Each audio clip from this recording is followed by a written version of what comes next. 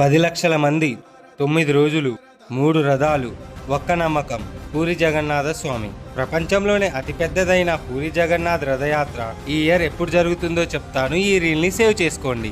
ఈ పూరి జగన్నాథ స్వామి టెంపుల్ ఒడిస్సా తీరంలో ఉంటుంది. ఈ టెంపుల్ ని ఒక అద్భుతం అని చెప్పొచ్చు. రోజులో ఏ టైం కూడా ఈ ఆలయం నీడ కనిపించదు. అది అప్పటి ఇంజనీర్ల అద్భుతమా, దైవసిద్ధి కారణంగా జరుగుతుందో ఇప్పటి వరకు అంత చిక్కని విషయం.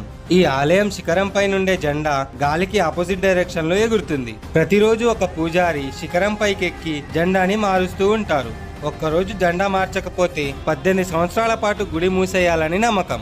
ఈ జగన్నాథ ఆలయం శిఖరంపై నుండి సుదర్శన చక్రం మనం ఎటు సైడ్ నుంచి చూసినా అది మన వైపే చూస్తున్నట్టు ఉంటుంది. ఇదే కాకుండా ఈ పూరి జగన్నాథ టెంపుల్లో కృష్ణుడు గుండె ఉందని చాలా మంది నమ్ముతారు. ఇంతటి విశిష్టమైన ఆలయంలో సంవత్సరానికి ఒక్కసారి జరిగే రథయాత్ర జూన్ 27 నుంచి జూలై 5 వరకు జరుగుతుంది.